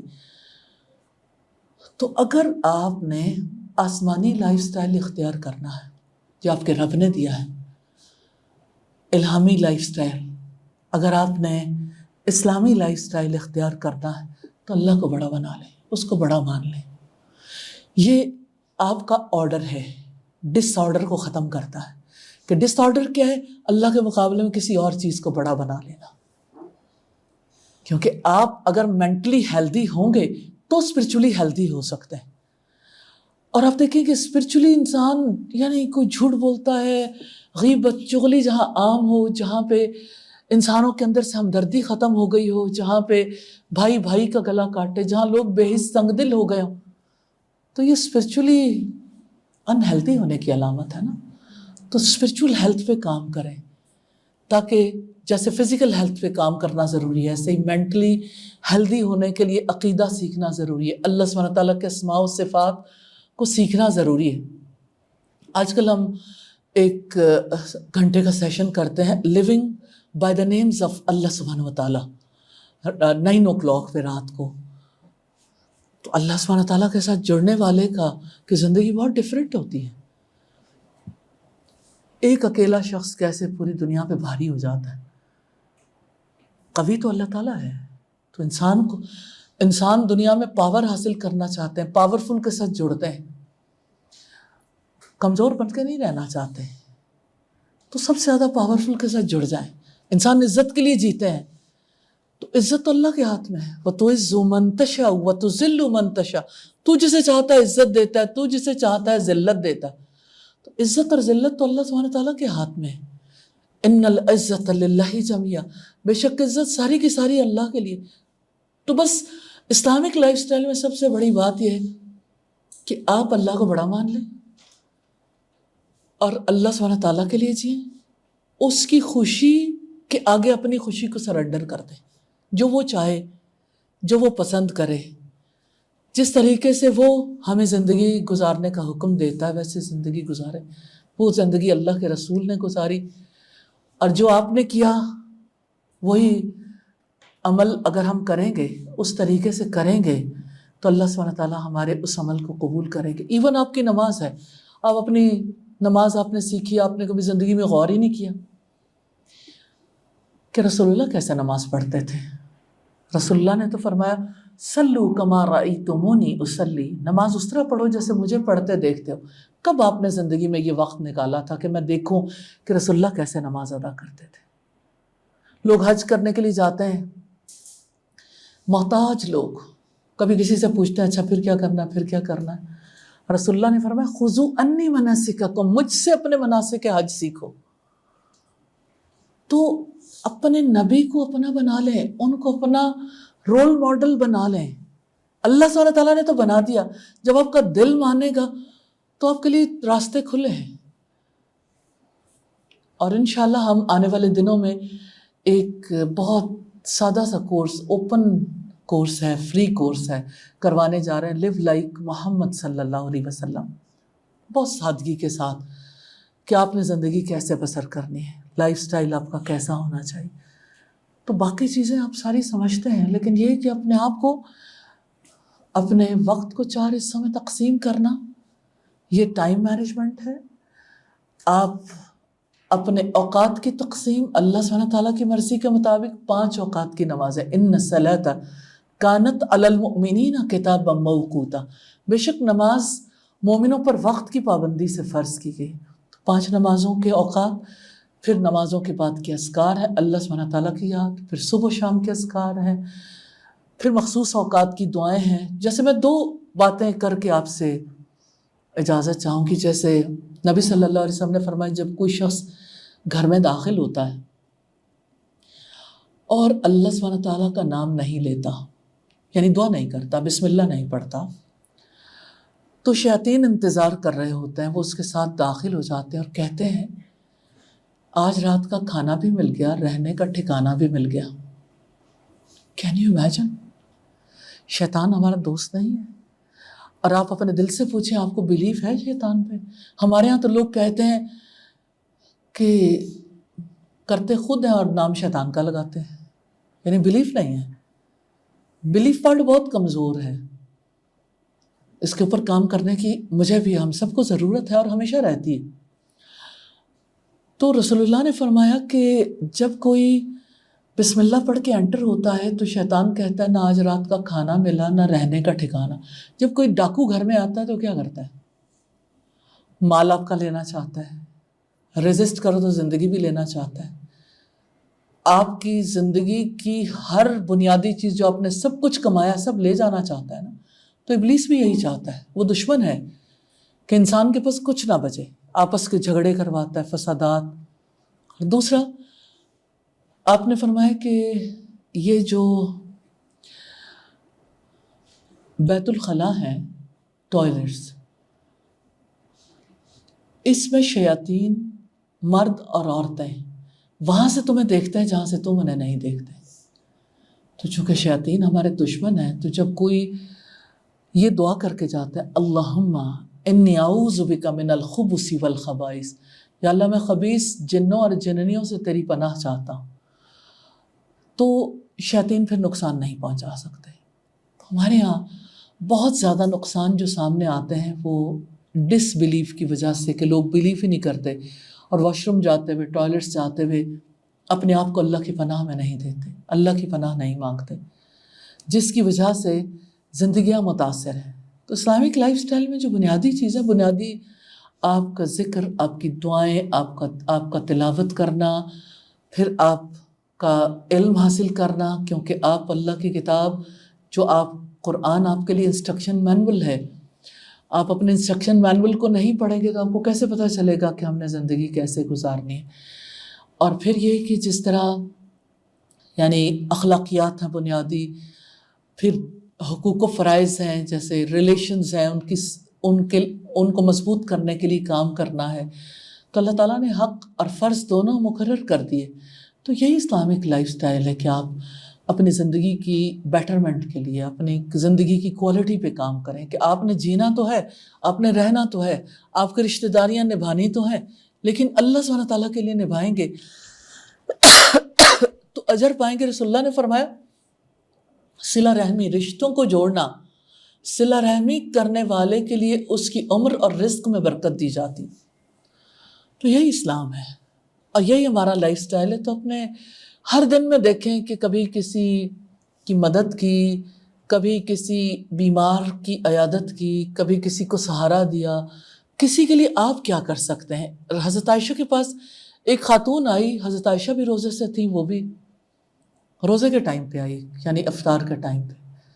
حضرت عائشہ کے پاس صرف ایک کھجور تھی. آپ سوچیں آپ کی زندگی میں کتنی نعمتیں. انہوں نے ایک کھجور اٹھائی، اس عورت کو دے دی. اس کے ساتھ 2 بیٹیاں تھیں، اس نے 2 حصے کیے، ایک بیٹی کو دے دیا، دوسرا دوسری بیٹی کو دے دیا. تو ہمارے لوگ تو انتظار کرتے رہتے ہیں، اچھا ٹھیک ہے مالی طور پر مستحکم ہوں گے تو دیں گے، کچھ نکالیں گے. یہ مٹھی کھلتی ہے نا، دل تب اللہ تعالیٰ کے لیے کھولتا. تو یہ اسلامک لائف سٹائل ہے جس کو اپنے زندگی میں لانا، لیکن پلاننگ کے بغیر نہیں آ سکتا. میں آپ کے لیے ایک ڈائری گفٹ لائی ہوں لائف سٹائل مینجمنٹ کے لیے، کہ آپ ڈیلی اگر رات کو سونے سے پہلے اپنا جائزہ لیں گے تو سچائی کے ساتھ، تو ریئلی کم از کم آپ فیل کریں گے 1 دن 2 دن 1 ہفتہ 2 ہفتے آپ ایک چینج خود بخود فیل کریں گے. بے شک ابھی آپ کے پاس بہت زیادہ نالج نہ ہو، بے شک کچھ اور نہ ہو، لیکن آپ کو پتہ چلے گا کرنے والے کام کون سے ہیں جو کرنے ہیں. تو میں چاہتی ہوں کہ آپ سوال کریں، کچھ پوچھنا چاہیں، کچھ شیئر کرنا چاہیں، اینی ریفلیکشن. جی سوال آدھا علم ہے. تو جی ہمارا لائف سٹائل انہیلدی ہے تو ہم اس انہیلدی لائف سٹائل کو بدلتے ہیں. اب آپ کا لیکچر سنیں اور یہ ویڈیو بھی اپلوڈ ہوگی تو جو بھی اب یہ چاہے کہ اس کو ایک ترغیب ملی ہے کہ وہ ایک ہیلدی لائف سٹائل گزارنا چاہے تو وہ اس کا نقطۂ آغاز کہاں سے کرے، اور کہ ہم اس کو کیا ہیلدی لائف سٹائل کہیں گے، اسلامک لائف سٹائل کہیں گے، کیا کہیں گے. کیونکہ دینی اعتبار سے ہم دیکھیں، اگر ہم پاکستان میں دیکھیں تو وہ لوگ جو دینی مزاج ہے جن کا یا جو دینی پریکٹسز ہیں وہ کرتے ہیں، تو ہم اگر دیکھیں تو وہ زیادہ انہیلدی ہیں، ان کا ویٹ بھی زیادہ ہے. اگر ان سے بات کرتے ہوئے بال کٹ رہے ہیں تو ہم اس کو کس طرح. اصل میں اللہ سبحانہ تعالیٰ کی جو بات ہے نا وہ اتنی زیادہ سچی ہے. لقد کان لکم فی رسول اللہ اسوۃ حسنہ، کوئی اور نہیں. آپ نے اگر دیکھنا ہے سب سے پہلی بات طے کر لیں، اللہ میرا رب ہے اور رسول اللہ میرے رہنما ہے، میں نے ان کی طرف دیکھنا ہے. آپ کی بات سچ ہے کہ سب سے زیادہ جو پرابلم ہے سوسائٹی میں وہ دینی لوگوں کی وجہ سے، اس میں کوئی شک نہیں. کیونکہ دینی لوگ جنہیں دینی سمجھا جاتا ہے لیکن یہ کہ آپ کے یہاں دین کس نے پڑھا؟ اگر آپ اوور آل دیکھیں تو ہمارے یہاں فیملیز میں، آپ کی فیملی میں کون سا بچہ ہے جو دین پڑھ رہا ہے؟ آپ دیہاتوں میں جائیں، آپ ایسی جگہوں پہ جائیں جہاں لوگ دین پڑھنے کے لیے مدارس میں بچوں کو بھیجتے ہیں. ٹریڈیشنلی تو ایسا ہی ہوتا ہے نا، مدارس میں بھیجتے ہیں تو کس بچے کو بھیجتے ہیں جو کچھ نہیں کر سکتا، چلو اپنی دال روٹی چلا لے. ذہنی طور پر اگر کوئی بچہ شارپ ہے تو اس کو کبھی دین سیکھنے کے لیے نہیں بھیجتے. آپ نے اپنی اسپرچول لیڈرشپ کن لوگوں کے ہاتھ میں دی؟ یہ ہم ہے نا، یہ ہم ہے، یہ ہماری سوسائٹی ہے. اس کا ہمیں اپنے آپ کو الگ کر کے نہیں دیکھنا چاہیے. تو سوسائٹی میں چینج کیسے آئے گی یہ، یعنی مجھے یاد ہے کہ میں جب اپنی ریسرچ کر رہی تھی ایم فل کی، پاکستان کے دینی مدارس میں کردار سازی کے جائزے پہ، کیریکٹر بلڈنگ، کہ وہاں کیریکٹر بلڈنگ کیسے ہوتی، تو میں نے سب سے پہلے ریلیجس منسٹری سے پاکستان کے دینی مدارس کا ایک ڈائریکٹری ہے وہ لی کہ اچھا انہیں پڑھاتے کیا ہیں. میں نے دیکھا کہ ان کا کریکلم کیا ہے اور کس طرح سے یہ سب چیزیں چل رہی ہیں. دیکھیں انہوں نے، جن لوگوں نے یہ کریکلم بنایا، جنہوں نے کام کیا، ان کی کاوشوں کو ہم نظر انداز نہیں کر سکتے. ان کی ضرورت اپنی جگہ پر ہے، لیکن دیکھیں کوالٹی مینٹین کرنے کی ضرورت تو ہمیشہ رہتی ہے نا. اب سوچیں کوئی ایک مدرسہ ایسا نہیں تھا جہاں قرآن پڑھایا جاتا ہو. آپ امیجن کر سکتے ہیں قرآن اللہ کی کتاب، انسٹرکشن مینول ہے، کوئی چند صورتیں یا ایک آدھا پارہ. جب میں نے ریسرچ کی، ابھی بھی اگر آپ مدارس میں دیکھیں یہ آپ کی غلط فہمی ہے. ان کو اس مقصد کے لیے ضرور تیار کرتے ہیں کہ وہ چلو کسی مسجد کی امامت کے قابل ہو جائیں، یا وہ جو ہے وہ چلو اپنا کوئی ایسا سیٹ اپ چلانے کے قابل ہو جائیں. انٹرنیشنل اسلامک یونیورسٹی نے ایک سروے کیا پاکستان کے مساجد کا، 80% افراد ایسے تھے جنہیں سورہ الفاتحہ کا ترجمہ نہیں آتا تھا جو امامت کرواتے ہیں. واللہ عالم، اللہ بہتر جانتا ہے، میں تو آپ کو ریفرنس دے رہی ہوں، ود ریفرنس. آپ کیا امیجن کریں گے 8 سال میں کیا کریکلم پڑھاتے ہیں؟ یہ غلط فہمیاں دور کر لینی چاہیے. کوئی شک نہیں کہ یعنی گرامر بہت پختہ کر دیتے ہیں. پھر یہ ہے کہ جیسے کچھ چیزیں اصول حدیث کے حوالے سے پڑھیں گے یا تاریخ حدیث کے حوالے سے، حدیث بھی جیسے پڑھائی جاتی ہے تو اس میں کوئی یعنی زندگی گزارنے کے لیے تو باتیں نہیں لی جاتی، پڑھنا آ جائے. اسکل بیسڈ ہے کریکلم. کتنا مشکل ہے یہ کہنا. اور یہ میں کسی ایک خاص مکتب فکر کی بات نہیں کر رہی، کیونکہ آپ جب سیمپل لیتے ہو تو آپ ہر مکتب فکر سے لیتے ہو. تو یہ غلط فہمی دور کر لیں، کیونکہ ہم نے جب ریسرچ کی تو اس کے نتیجے میں ہم انٹرنیشنل اسلامک یونیورسٹی بیٹھے ہوئے تھے اور وہاں پہ سیرت چیئر کے پروفیسرز اور ڈائریکٹرز اور باقی لوگ بیٹھے ہوئے تھے. تو انہوں نے کہا کہ فارمل سیٹ اپس پہ تو یہ بڑا ڈیفیکلٹ ہے، ہمارے لیے بہت مشکل ہے کہ ہم لوگوں کے رویوں میں یہ تبدیلی لے کے آئیں، قوم کو کسی سمت لے کے جانا ہے. اس لیے آپ لوگ نکلے پڑھے لکھے افراد کو یہ علم حاصل کرنا ہوگا جو سب پہ فرض ہے کہ آپ لوگ نکلے، آپ یہ علم حاصل کریں اور اس کے بعد جو ہے وہ پڑھے لکھے افراد کے توسط سے ایک چینج آئے گی. اس ریسرچ کے نتائج بڑے ہاربل تھے، کیونکہ میں کوئی ایسی چیز نہیں کہنا چاہتی جس کی وجہ سے کسی اسلام سے تعلق رکھنے والے کی امیج بریکنگ ہو، لیکن میں یہ ضرور بتانا چاہتی ہوں کہ یعنی اس کے رزلٹس ہم اوپن نہیں کر سکتے.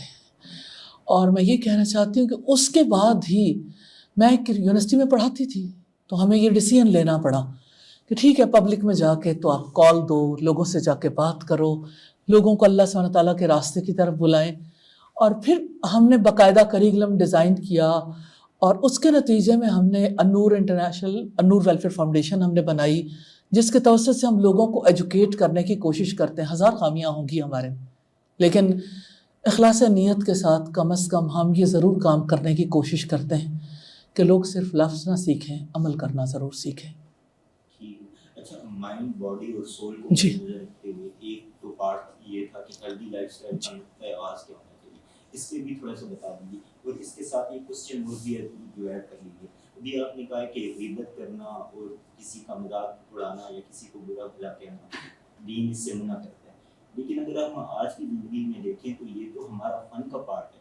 جب بھی ہم بوریت محسوس کرتے ہیں تو ہم یہ کہتے ہیں کہ کون ہے، اب اس کا مذاق اڑاتے ہیں دوسرا، یا پھر ہم برائیاں شروع کر دیتے ہیں، غیبت کرتے ہیں. تو اب اس سے کیسے بچیں اور اس کا گول کیا ہے؟ میں نے آپ کو ایک بات کہی تھی سادہ سی، اللہ اکبر کہہ دیں. آپ نے کہا فن کا پارٹ ہے، کون نہیں جانتا فن کا پارٹ ہے، لیکن اللہ بڑا ہے، اللہ سب سے بڑا ہے. وہ جو کہتا ہے وہ سچ ہے، کیونکہ وہ ہمارا، اس نے ہمیں بنایا ہے، وہ ہمارا کریٹر ہے. اس نے ہمیں کریشن پلان اپنا بتایا ہے کہ میں نے کیوں پیدا کیا. کیا ہم فن کرنے کے لیے پیدا ہوئے؟ اس سے روکتا نہیں ہے اسلام کہ آپ فن کے لیے پازیٹیو وے اختیار کریں. جس کی امیج بریکنگ ہو رہی ہے اس کا کیا قصور ہے؟ کیا انسان یہ حق نہیں رکھتے کہ ان کی رسپیکٹ ہو؟ اسلام ڈس رسپیکٹ کی اجازت نہیں دیتا. اسلام نہیں چاہتا کہ کسی کے کردار کی دھجیاں اڑائی جائیں، کسی کی میمز بنائی جائیں، کسی کو جینے کے قابل نہ چھوڑا جائے. یہ سب چیزیں جو جاہلیت کی علامت ہیں، جہالت کی علامت ہے. تو جہالت کو فن نہیں کہنا چاہیے. کل بھی یہ جہالت تھی، آج بھی. رسول اللہ صلی اللہ علیہ وسلم نے اسی جہالت سے تو روکا. اللہ سبحانہ تعالیٰ کہتے ہیں اجتنبوا کثیرا من الظن، کثرت سے گمان کرنے سے گریز کرو، کیونکہ بعض گمان گناہ ہوتے ہیں. اچھا گمان رکھنا اچھا ہے، لیکن بد گمانی کرو گے اپنا نقصان ہے، کیونکہ آپ اپنا اندر کینسر کی طرح کھایا جائے گا. کیونکہ اس بدگمانی نے اتنا تو رہنا نہیں، کیونکہ بدگمانی بڑھے گی، آہستہ آہستہ آپ کسی شخص سے نفرت کرنے لگو گے، بغض، کینہ، حسد، پھر انتقام. تو آپ کی تو لائف سٹائل ہی چینج ہو گیا نا، کہ آپ کی زندگی کا مقاصد ہی بدل گئے. تو آپ کے ذہن کا رخ چینج ہو گیا. تو اللہ تعالیٰ چاہتے ہیں کہ یہ ذہن اس لیے نہیں بنا کہ وہ اس نوعیت کے کام کرے. دوسرا، اللہ سبحانہ تعالیٰ نے فرمایا کہ تم میں سے کوئی کسی کی غیبت نہ کرے. کیا تم پسند کرتے ہو کہ اپنے مردہ بھائی کا گوشت کھاؤ؟ ایحب احدکم، کیا تم پسند کرتے ہو، محبت رکھتے ہو اس سے کہ آپ اپنے بھائی کی ڈیڈ باڈی پڑی ہے، دشمن بھی ہو، بھائی کی ڈیڈ باڈی پہ کون اس گوشت پہ ہاتھ صاف کرنا چاہتا ہے؟ تو جب کوئی اپنی عزت کا دفاع نہیں کر سکتا تو آپ اس کی عزت کی دھجیاں اڑاؤ. تو یہ کسی، یعنی میں یہ نہیں کہتی صرف اسلامی معاشرہ، یہ کسی تہذیب یافتہ معاشرے کا حصہ نہیں ہوتا. لوگ ایک دوسرے کے عزتوں کا تحفظ کرنے والے ہوتے ہیں، ان چیزوں کا خیال رکھتے ہیں، اور اسلام نے اس پر حتک عزت کا قانون بنایا. رسول اللہ صلی اللہ علیہ وسلم نے خطبہ حجۃ الوداع میں فرمایا ایک مسلمان پورے کا پورا دوسرے پر حرام ہے، اس کی جان، اس کا مال، اس کی عزت.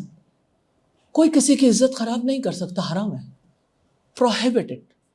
اور آپ سوچئے کہ یعنی اس چیز سے اگر کوئی خوش ہوتا ہے تو اس کو ضرور اپنی انسانیت کا بھی جائزہ لینا چاہیے کہ کیا کسی کی ڈس رسپیکٹ سے، اس کی عزت کی دھجیاں اڑانے سے اگر اسے خوشی ہوتی ہے تو کیا واقعی یہ انسانیت ہے؟ کیا یہ مجھے زیب دیتا ہے؟ کیا انسان اس لیے پیدا ہوئے کہ وہ ایک دوسرے کے ساتھ یہ بیہیو کرے؟ تو ایک ہیلدی سوسائٹی نہیں بنتی، ایک ہیلدی معاشرہ نہیں بنتا. تو اسلام ہیلدی سوسائٹی چاہتا ہے، جس وجہ سے اللہ سبحانہ تعالیٰ چاہتے ہیں کہ لوگ ایک دوسرے کے ساتھ یہ رویہ نہ رکھیں. اور اس کو رواج دینا یعنی ٹی وی اینکرز ہوں یا سوشل میڈیا کے توسط سے، تو یہ ایسی چیز ہے جو سوسائٹیوں کو برباد کر دیتی ہے. آپ دیکھیں ہمارا بچہ ریموٹ ایریاز تک کے لوگ ٹک ٹاک پہ، انسٹا پہ، فیس بک پہ، مختلف چینلز کے تھرو جو کام کر رہے ہیں، تو اچھے کام بھی کر رہے ہیں، ایسا نہیں کہ اچھے کام نہیں ہو رہے، لیکن یہ ہے کہ ایسے کام بھی ہو رہے ہیں جس کی وجہ سے سوسائٹی میں بہت تنارکی پھیل گئی ہے، بہت زیادہ ڈسٹرسٹ ہو گیا. کیا آپ نہیں جانتے، میں ایک نام لوں گی تو آپ سب لوگوں کی کیفیت بدل جائے گی. اس سے آپ اندازہ لگائیں آپ کا مائنڈ جو ہے وہ کتنا متاثر ہوا ہے. تو اس مائنڈ کی ہیلتھ کی ضرورت ہے. پھوپھی، پھوپھی کا کریکٹر جو ہے پھپھو، یعنی جو والد کی بہن ہے اس کو ایک ایسا کریکٹر بنا دیا گیا، تو یہ رشتے توڑنے کے لیے یا جوڑنے کے لیے؟ پھر پھوپھی کے بعد خالہ، پھر خالہ کو ایک ایک رشتہ اسی طرح ٹوٹتا ہے، بیوی کے لیے شوہر، شوہر کے لیے بیوی، یعنی ایک رشتے توڑنے کی بات ہے نا۔ وَيَقْطَعُونَ مَا أَمَرَ اللَّهُ بِهِ أَن يُوصَلَ، کہ وہ ان رشتوں کو کاٹ ڈالتے ہیں جن کو اللہ نے جوڑنے کا حکم دیا۔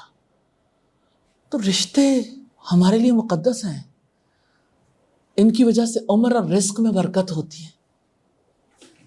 تہذیب یافتہ معاشروں میں رشتوں کی عزت ہوتی ہے، اور یہ تو سب سے بڑی تہذیب ہے، اسلامی تہذیب۔ تو اس کے اوپر جو ہے وہ باقاعدہ طور پر یعنی قانون ہونا چاہیے کہ کوئی سوسائٹی کا کوئی فرد حق نہیں رکھتا کہ وہ رشتوں پر تیشے چلائے، کہ رشتوں کو خراب کرے۔ اس کے بارے میں قانون سازی ہونی چاہیے کہ جس نے رشتوں کے اوپر تیشے چلانے کی کوشش کی ہے، آنے والے کل میں پھر وہ لوگوں کے لیے رسپیکٹیبل نہ رہے، اس کو ایسی سزا ملے کہ کبھی کوئی رشتوں پر انگلی اٹھانے کے قابل نہ ہو۔ جھگڑے ہوتے ہیں لوگوں کے آپس میں، لوگوں کے معاملات خراب ہوتے ہیں، کیا یعنی ایک عورت اگر پھوپھی ہے تو وہ بری ہے اور خالہ ہے تو وہ اچھی ہے، تو پھر خالہ کو بھی خراب کر دیں گے، کل پرسوں ماں کو بھی خراب کر دیں گے، اس سے اگلے دن باپ بھی خراب ہو جائے گا۔ رشتے تو اس طرح نہیں بچتے۔ فن کے نام پہ رشتہ داریاں نہیں توڑنی چاہیے، اس کی اجازت نہیں دینی چاہیے، اس پہ قانون سازی ہونی چاہیے۔ جی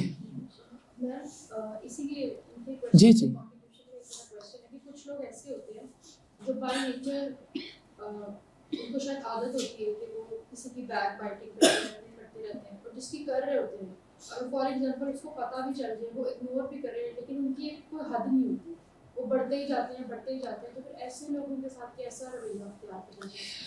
مطلب ان کو اگنور بھی کر دیں، ان کو کچھ بھی نہ کریں، کوئی رسپانس بھی نہ دیں، لیکن وہ اپنی حرکتیں چھوڑتے نہیں۔ ٹھیک ہو گیا۔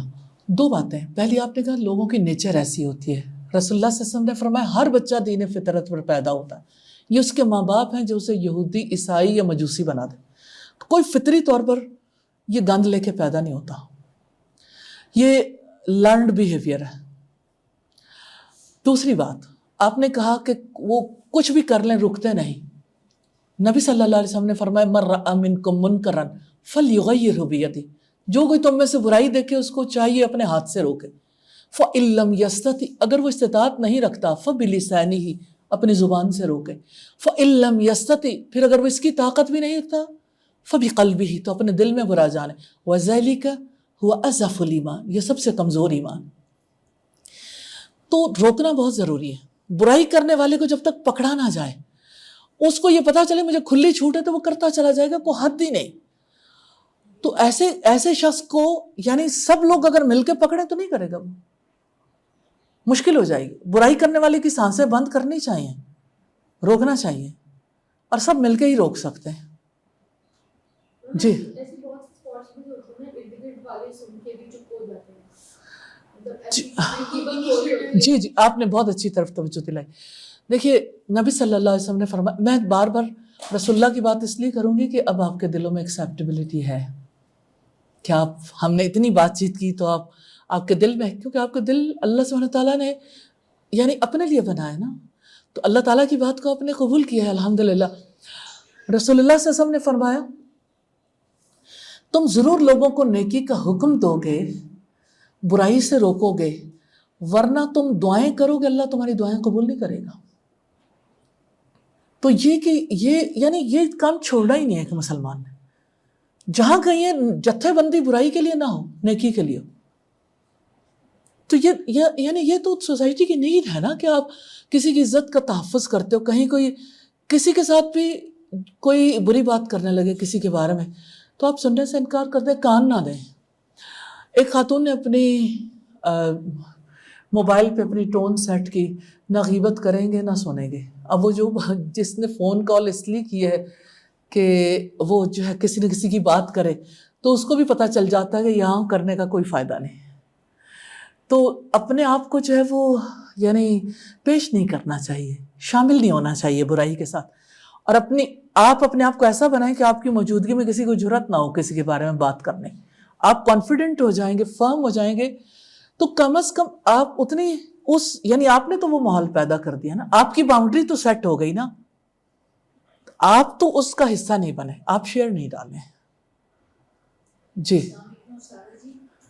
یہ لائف سٹائل مینجمنٹ ڈائری بھی ہے سب کے ہاتھوں میں, تو میں چاہوں گی کہ اس کو جو کویسچن نمبر 11 ہے اس کو سب ذرا غور سے پڑھ لیں. اور میرا یہ کویسچن بھی اسی سے ہے, کیا میں نے آج موبائل کا درست استعمال کیا؟ تو یہ جو سوشل میڈیا کا استعمال ہے ہمارے گھروں میں, اداروں میں, بچوں میں, نوجوانوں میں بے شمار سارا ٹائم جب دیکھیں اسکرولنگ ہو رہی ہے, سوشل میڈیا کا استعمال ہو رہا ہے, اور وقت کا اکثر حصہ ہمارے نوجوان, ڈاکٹرز, پڑھے لکھے لوگ گھروں میں عورتیں کام کرتے ہیں, بچے بھی ایون, وہ اپنے وقت کا ضیاع کرتے ہیں. تو اس کو کیسے روکا جائے؟ دیکھیں, یہ کسی نے کہا تھا کہ چھٹتی نہیں ہے کافر منہ سے لگی ہوئی, کہا تو شراب کے بارے میں تھا. شاید شراب کی ایڈکشن اتنی زیادہ نقصان دہ نہیں ہے جتنی میڈیا ایڈکشن ہے.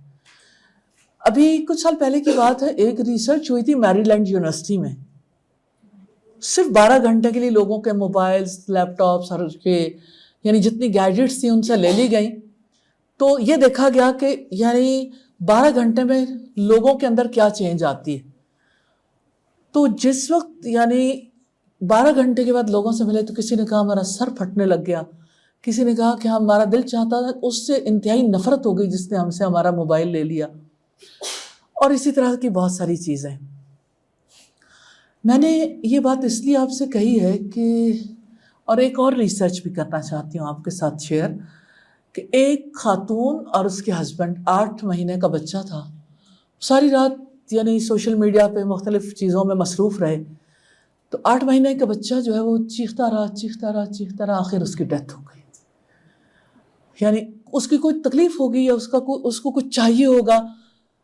تو ایک ایسی سوسائٹی میں جہاں لوگ اپنے بچے کی چیخیں بھی نہیں سنتے, جہاں لوگ ایڈکٹ ہو گئے, تو یہ ایڈکشن اچانک نہیں چھوٹے گی. میرا جی چاہتا ہے کہ اس کے ریہیب سینٹرز بنائے جائیں سیریسلی, لیکن یہ ریہیب سینٹر تو گھر گھر میں بننے چاہیے. ایک گاڑی میں 4 لوگ بیٹھے ہوتے ہیں, 5 لوگ بیٹھے ہوتے ہیں, کتنے کلوز ہوتے ہیں, لیکن سب اپنے اپنے موبائل پہ لگے ہوئے ہوتے ہیں. سارے کام برے بھی نہیں ہوتے, لیکن وقت بہت قیمتی ہے. تو مجھے لگتا ہے کہ آپ اسکرین ٹائم اپنا شارٹ کرنا چاہیں تو آپ ایک یہاں سے شروع کر سکتے ہیں. آپ نے پہلے کہا کہاں سے شروع کریں. ایک اسکرین ٹائم جو ہے وہ آپ لمیٹڈ کرنا چاہیں تو آپ یہ سوچ لیں, بستر پہ لیٹ کے موبائل نہیں دیکھنا, سونے سے پہلے نہیں. نارملی ایسا ہوتا ہے لوگ سونے سے پہلے جو ہے وہ دیکھتے ہیں, بزی بہت ہے نا, لک بزی اینڈ ڈو نتھنگ, کہ اس میں یعنی کہ پتہ نہیں کسی کا میسج نہ آیا ہو فلاں, پہلے میسج دیکھنا چاہتے ہیں, پھر وہ ریلز دیکھنے لگ جاتے ہیں, کبھی یعنی اسکرولنگ ہوتی ہے, کبھی کچھ, اور اتنا ٹائم گزر جاتا ہے.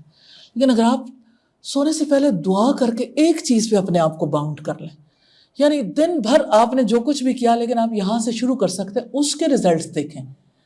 آپ اس کے ریزلٹ دیکھیں گے کہ آپ کی نیند اچھی ہو جائے گی, اور اس کی وجہ سے آپ کے خواب بھی اچھے ہو جائیں گے, اور جب اگلے دن اٹھیں گے تو آپ بہتر اٹھیں گے. دوسرا کام آپ نے پھر کرنا ہے, جب یہ اچیو ہو جائے, اچیویبل ٹارگٹس بنانے چاہیے, کیونکہ ساری زندگی میں اچانک نہیں تبدیلی آئے گی. دوسرا ٹارگٹ ہے, جب آپ اٹھیں تو ظاہر ہے آپ کا موبائل آپ بچ کیسے سکتے ہیں, آپ تو الارم لگا کے سوئے تھے. اب آپ نے الارم کے بند کرنے کے لیے اٹھایا تو آپ نے ساتھ دیکھا کوئی میسج تو نہیں آیا, یا کوئی اور ایسی چیزیں, میسج دیکھا ساتھ ہی کوئی اور نوٹیفیکیشن, کچھ اور چیزیں, کرتے کرتے پھسلتے آپ کہیں سے کہیں چلے گئے.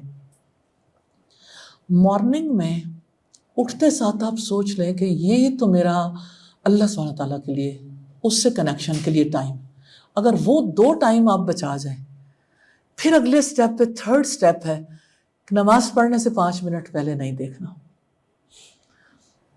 آہستہ آہستہ آپ دیکھیں کہ 5 اوقات وہ اور 2 یہ 7 اوقات, پھر آپ کو خود ہی فوائد نظر آنے شروع ہوں گے, تو کافی فائدہ ہو جائے گا. پھر آپ یہ ہے کہ اپنے لیے ٹائم مقرر کر لیں کہ میں نے کس ٹائم پہ میسیجز دیکھنے ہیں. لوگوں کو بھی پتا ہو کہ آپ کس ٹائم پہ موبائل دیکھ سکتے ہیں. یہ 24 گھنٹے ہاٹ لائن پہ رہنا اچھا نہیں ہے, کیونکہ اس کی وجہ سے آپ مسلسل جو ہے وہ دباؤ کا شکار ہو رہے ہیں. آپ کی زندگی جو ہے اس کا وقت, قیمتی وقت ہے جو کھایا جا رہا ہے. تو جب آپ اس کے لیے کام کریں گے تو انشاءاللہ بہتری آئے گی. باقی یہ کہ میں نے ابھی اس کو ٹچ نہیں کیا کہ آپ کیا دیکھیں اور کیا نہ دیکھیں، وہ آپ سمجھدار ہیں. باقی چیزیں گریجولی انسان سیکھتا ہے، کیونکہ آپ اپنا کنیکشن اللہ تعالیٰ سے بلڈ کرتے ہیں. رکاوٹ تو سب سے بڑی یہی ہے، لیکن اللہ سبحانہ تعالیٰ سے کی طرف پلٹنے کے لیے پہلا سٹیپ استغفار ہے، توبہ، جو اللہ تعالیٰ نے آسمانوں پر سکھائی. تو توبہ کرنے کے بعد پھر آپ جو رسپانسز آف اے مسلم ہے، ہر چیز پر جو رسپانس کرنا ہے نا، وہ اللہ تعالیٰ سے کنیکشن کا ایک سورس ہے. تو آپ وہ کرنا، وہ چیزیں بسم اللہ الحمدللہ یا انا للہ، یہ چیزیں اپنے زندگی میں شامل کرتے ہیں تو اس کی وجہ سے بہت فائدہ ہوتا ہے. رسول اللہ نے 2 چیزیں بتائی تھیں. ایک صحابی نے پوچھا کہ اے اللہ کے رسول اچھا اسلام کون سا ہے؟ تو آپ نے فرمایا اچھا اسلام، افضل اسلام کے لیے، افضل کاموں کے لیے افش السلام، سلام کو رواج دو، وَأَطْعِمُ الطَّعَامَ، کھانا کھلاؤ. کتنا سادہ دین ہے نا، کہ آپ سلام کرو گے اس کو بھی جس کو آپ جانتے ہو، جس کو نہیں جانتے. تو سلامتی کی دعا بہت بڑا ایفیکٹ لے کے آتی ہے الحمدللہ. اور کھانا کھلانا، تو یہ جو اگر آپ دیکھیں تو بہت عرصہ پہلے کی بات ہے، میری ایک کلیگ نے کہا کہ میں جاپان گئی تھی اور باہر چونکہ انہیں زیادہ رہنے کا اتفاق ہو، پاکستان آ کے بہت بوریت ہو جاتی. تو میں نے کہا اچھا کیوں بوریت ہوتی؟ کہتے یہاں نہ میکڈونلڈ ہے، نہ KFC، نہ ہارڈیز ہے، نہ فلاں ہے فلاں، یہ کھانے کی چینز نہیں ہیں. تو اس کی وجہ سے نا بندے کے پاس چوائسیز نہیں ہوتی اتنی. تو یعنی یہ جو چینز کا جو اثر ہے نا، کسی نے اس کے اوپر تبصرہ کیا کہ پہلے لوگ ایک مرغی لے کے آتے تھے نا گھر میں، سالن بنتا تھا تو جتنے لوگ بھی کھانے والے کو مہمان آ جائے ہمسایوں کو بھی دے دی، لیکن یہ کہ اس میں بجٹ بھی بیلنسڈ رہتا تھا. لیکن جب آپ ان چیزوں کی طرف لگتے ہیں تو اس کی وجہ سے آپ ساتھ والے کے ساتھ بھی ذرا احتیاط کرتے ہیں کہ ٹھیک ہے سارے اپنا اپنا خود بیئر کریں. اگر کچھ کھانا پینا ہے تو جب کبھی بھی کھانا، ایون منتھلی یا کہیں کوئی میٹ اپ ہوتے ہیں تب کھانا ہے. تو اطعموا الطعام کے لیے سادگی اختیار کرنے ضروری ہے. تو بیک ٹو سننا انشاءاللہ ہیلپ کرے گی انشاءاللہ.